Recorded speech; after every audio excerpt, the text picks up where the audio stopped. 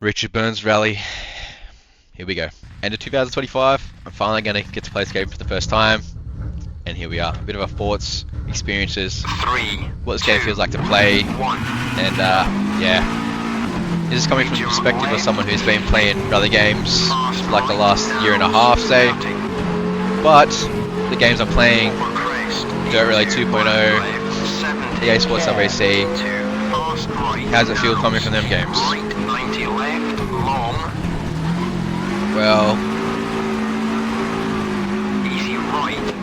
I'll be honest with you, it's very, very hard to adapt from those games to RBR.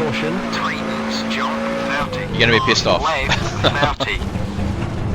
This game's pretty humbling, and it will put you in place pretty bloody quick. But people would tell you that is simply due to the fact as the physics, or the way the physics are laid in this game, are so brutal and so close to a real life rally car. I don't know if I'd agree with that statement. I reckon it comes from being able to pick the speed. I find it very hard to judge the speed for a corner, because the sense of speed in this game is a little bit weird. Now, if there's anyone who plays RBR, if you can think back your first time playing this game, tell me if you can relate to that. Being saved again. It's a very hard game to sort of get your head around the speed you need for a corner. That's the first thing that's going to annoy you. Second of all, the damage model in this game, very brutal. Very, very brutal. It's probably it's honestly one of the most unforgiving games I've played in terms of damage. So you're going to want to try to be a bit more gentle with how a car would feel. And remembering, I've only played this game for maybe 2-3 hours at this point, so you can sort of see how I'm adjusting to it. It's not impossible, but it is a massive adjustment. Now,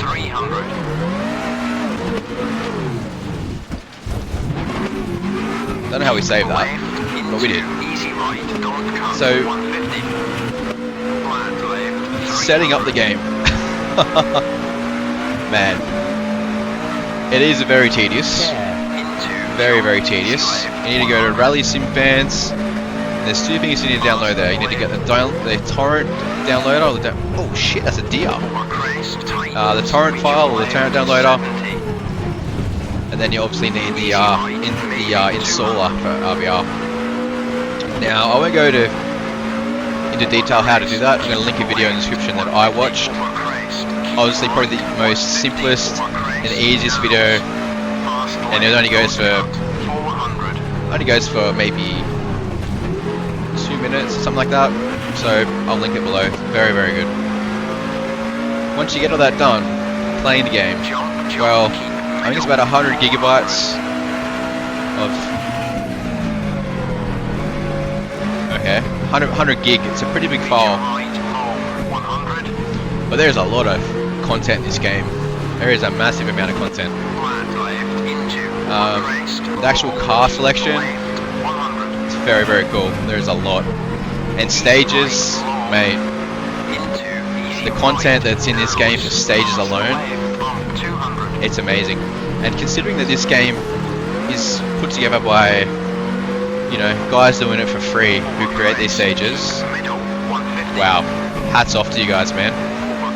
I can see straight away why this game has like almost a cult-like following. It's awesome. Now, see, things that you're going to piss you off about the game as adjusting and getting used to it. Every time you get out of the game itself, whether it's to check something on your PC or whatever it is, but just getting out of the window, all your settings go to default again. So you need to go back to your settings to bloody readjust everything, which can be a bit annoying. The actual way the car handles and stuff like that.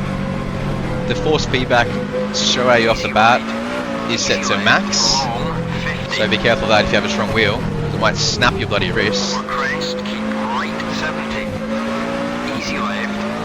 And the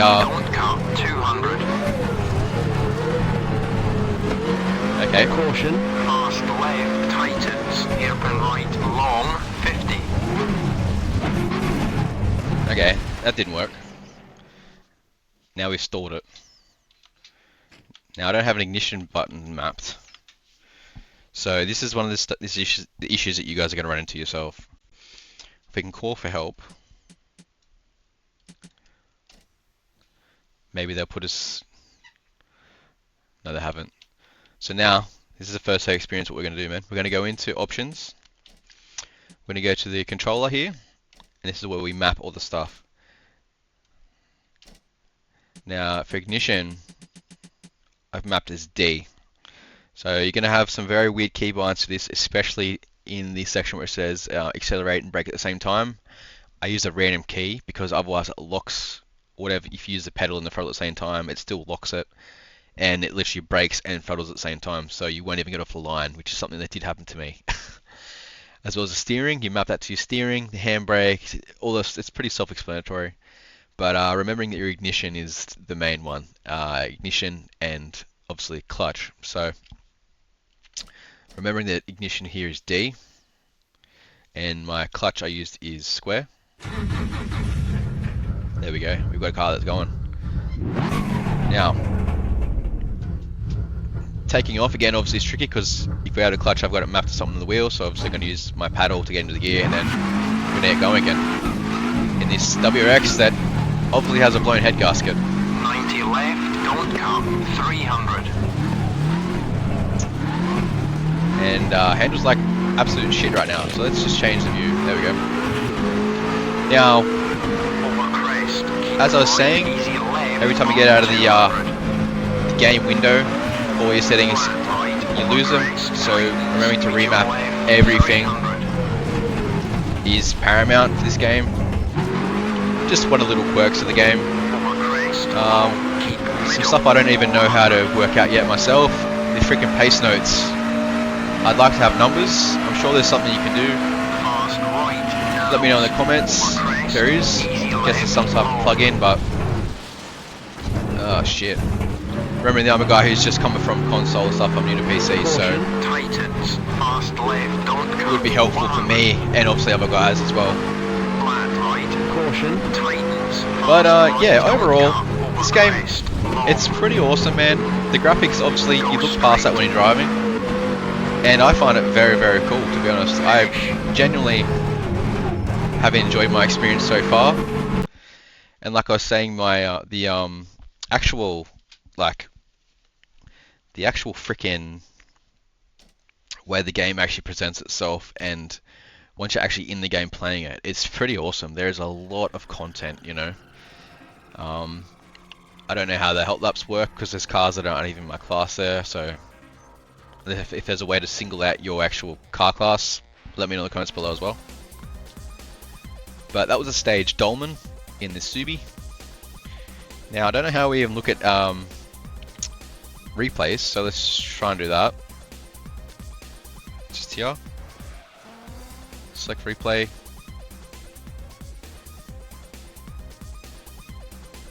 Maybe not. Now it's a very old school game how it works. It's pretty weird.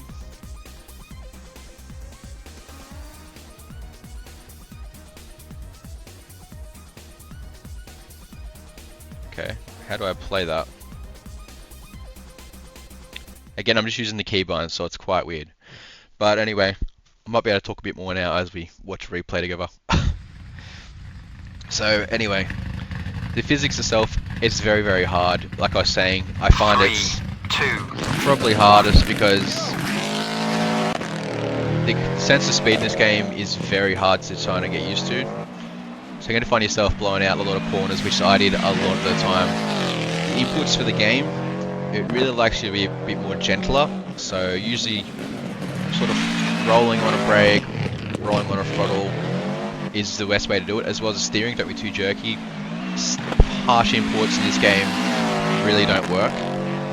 And if you sense yourself sliding in the game, usually in Dirt Rally 2.0 or something, I could rip up a handbrake to catch that edge and whip that car around. In this game, that does not happen at all. The handbrake, I don't know what it is, maybe it's how it's set up or if there's something going on. It feels very, very doughy, almost non-existent in some cars. I don't know if that's a bug or if that's just how it's meant to be. The car sounds in this game are freaking stellar. It actually sounds very close to what I really like a particular car would sound like. The Rexes literally sound like this. I drove a Quattro last night just to get an idea. Sounded fantastic.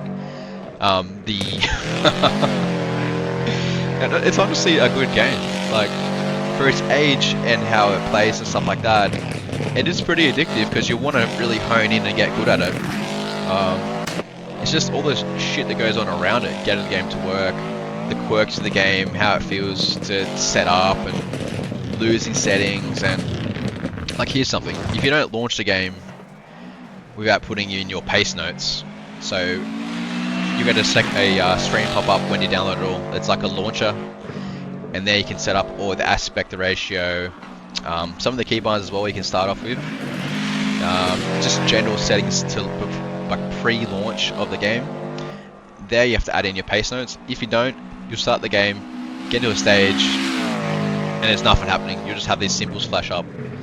I did that a heap of times, and I was like, what the fuck? But once you get that down, and remembering to do it every single time, which is a bit daunting, but it is what it is.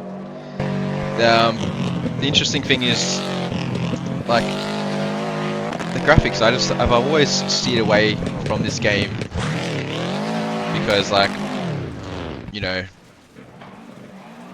like, I don't know. Best way to even say it, to be honest. Like, just gone for these settings. It's the first time I've done any of this. But yeah, it sort of fades away, and you just really picking the track. Now, I did find that a lot of the stuff is a little bit odd in terms of how the car does handle. Mostly the fact of some of the quirks of that car feels. A lot of times it feels like it's in a bit of a dead slide. There's not much feel.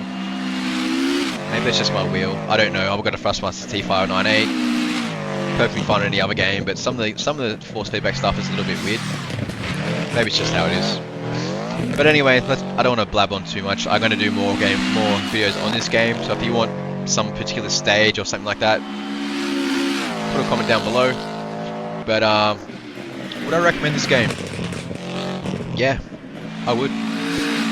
Come into it with a bit of a calm sort of approach and the mindfulness of, you know, it's a quirky game, it's an old game, adapted for PC, so it's not going to be picture perfect, but once you get it running, it's pretty good.